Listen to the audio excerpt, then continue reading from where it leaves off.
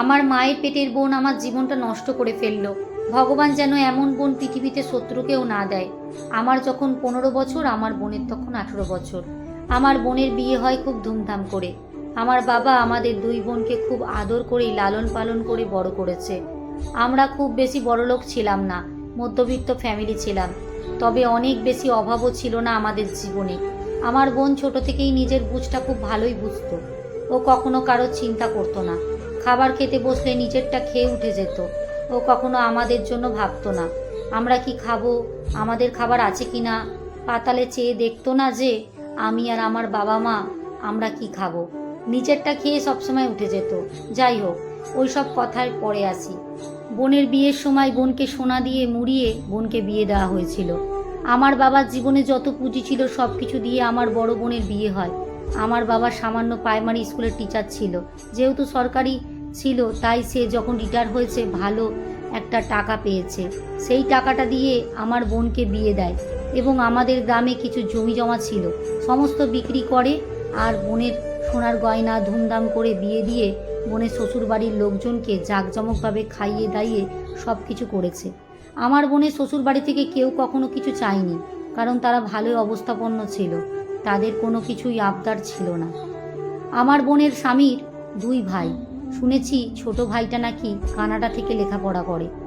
তাই আপুর বিয়ের সময় তার দেবর উপস্থিত ছিল না। বিয়ের পরও যতবার আপুর বাসায় গিয়েছি, কখনোই আপুর দেবরকে দেখিনি বা আপুর দেবরের ব্যাপারে কেউ তেমন কথাও বলতো না, যে কারণে আমারও কখনো কিউরিসিটি জাগেনি। মাঝে মধ্যে আপুকে জিজ্ঞেস করতাম, তবে আপুর সাথে আমার অত ঘনিষ্ঠ সম্পর্ক ছিল না যে আপুর সাথে এই সমস্ত বিষয় নিয়ে ঘ্যানানো প্যানানো, যেমন আপু তোমার দেবর কেমন, বা তোমার ননদ কেমন, কিংবা তোমার শ্বশুরবাড়ির লোকজন কেমন, এই ধরনের কখনোই কোনো কথা হতো না আপুর সাথে। আপু আমার 3-4 বছরের বড় ছিল, তারপরেও আপু অনেকটাই গম্ভীর থাকতো।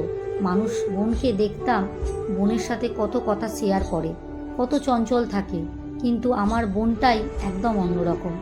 নিজের বুঝতো, কারোর সাথে তেমন কোনো কথা বলতো না। যাই হোক, আমি মেন কথায় আসি। আপুর বিয়ের 1 বছর পর আমার বিয়ের কথা চলে। আপুর বাবার কাছে প্রস্তাব রাখলো, তার কানাডায় দেবরের সাথে আমার বিয়ে দেবে। তার দেবর নাকি 1 মাসের জন্য বাংলাদেশে আসবে, বিয়ে করে আবার চলে যাবে। আমার আপুর শ্বশুরবাড়ির অবস্থা খুবই ভালো ছিল, যে কারণে আমার বাবাও রাজি হয়ে গেল। আমার অনুমতি নেওয়ার প্রয়োজন মনে করলো না। আমার মা বলেছিল আগের ছেলের ব্যাপারে খোঁজখবর নাও, কিন্তু আমার বাবা বলল যে যেখানে বড় মেয়ে আছে সেখানে ছোট মেয়েকে দিতে কোনো সমস্যা নেই, ছোট মেয়ে ভালোই থাকবে। আর আমাদের বাড়ি থেকে আপুর শ্বশুরবাড়ি অনেক দূরে ছিল। আমি আমাদের জায়গাগুলোর নাম বলবো না, কারণ অনেকেই চিনে যাবে, কারণ অনেকেই আমার দুলাভাইকে চেনে, যার জন্য আমার তাদের ঠিকানা কোনো কিছুই দিলাম না। যাই হোক, আসি মূল কাহিনীতে। আমার বোন বলল যে বিয়েতে কোনো খরচ করতে হবে না, কারণ আমার শ্বশুরবাড়ির লোকজন নাকি চায় না ছোট ছেলের বিয়েতে কোনো অনুষ্ঠান হোক, শুধু চায় তাদের সুন্দর একটা বউ নিয়ে আসতে। আমি অনেকটাই অবাক হয়েছিলাম, কারণ যে কিনা আপুর বিয়ের সময় প্রত্যেকটা মানুষের এত সুন্দর সুন্দর ডিমান্ড ছিল যে একজন মানুষ আসবে, ভিডিও করা হবে, আপুকে পালকিতে করে নিয়ে আসবে, সব কিছু মিলিয়ে জাঁকজমক একটা ব্যাপার থাকবে, কিন্তু আমার বিয়েতে কেন থাকবে না? যদিও প্রথমে একটু মন খারাপ হয়েছিল, তারপর ভাবলাম যে থাক, আমার বাবার হয়তোবা টাকা পয়সা শেষ হয়ে গেছে, তাই হয়তোবা আপুর শ্বশুরবাড়ির লোকজন এটা বুঝেছে। আর সবচেয়ে বড় কথা, আমার ছোট্ট মস্তিষ্কে কোনো ক্রিমিনাল বুদ্ধি ছিল না যে আমি এইগুলো নিয়ে চিন্তা করব।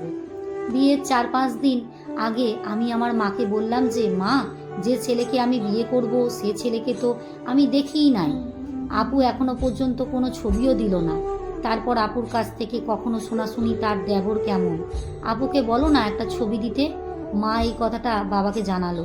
তারপর আমার বড় বোন বলল যে ছেলে আমাকে দেখতে আসবে, বিয়ের 5 দিন আগে নাকি ছেলে আমাকে দেখতে আসবে।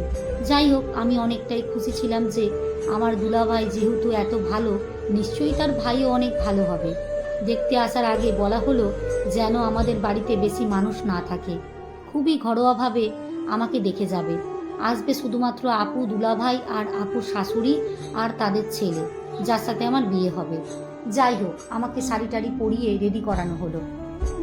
তারা আসার ছিল বিকেল 4টা বাজে, সেই জায়গায় তারা এসেছে রাত 8টা বাজে। যাই হোক, এত অপেক্ষার পরও সেই মানুষটাকে দেখার অধীর আগ্রহ ছিল আমার।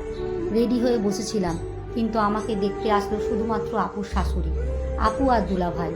যখন আমার বাবা জিজ্ঞেস করলো ছেলে আসেনি কেন, তখন আপু বলল তার নাকি বাইরের কাজের জন্য কি একটা কাজ পড়েছে, তাই ওখানে যেতে হয়েছে।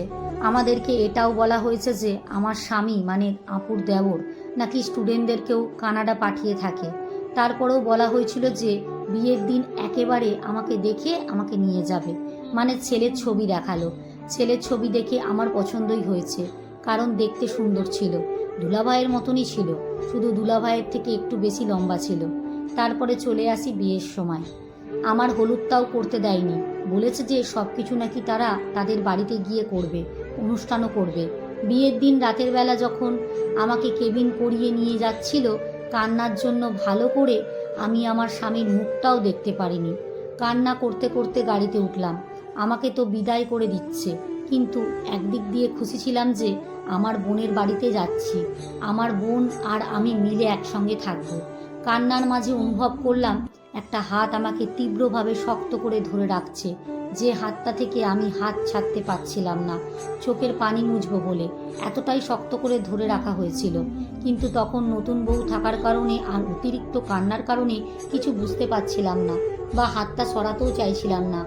আমি আপনাদের একটা মেয়ের জীবনের গল্প শোনাচ্ছি, যে মেয়েটা নাম ঠিকানা সব কিছু হাইড রেখেছে, কারণ সব কিছু ফ্ল্যাশ করলে নাকি মেয়েটার প্রবলেম হবে। আর আমাদের কাছে যারা জীবনের গল্প পাঠায়, তারা যদি নাম ঠিকানা হাইড করতে চায়, আমি তাদের নাম ঠিকানা কখনোই শেয়ার করি না। এর পরের নেক্সট পার্ট পেতে হলে অবশ্যই জানাবেন।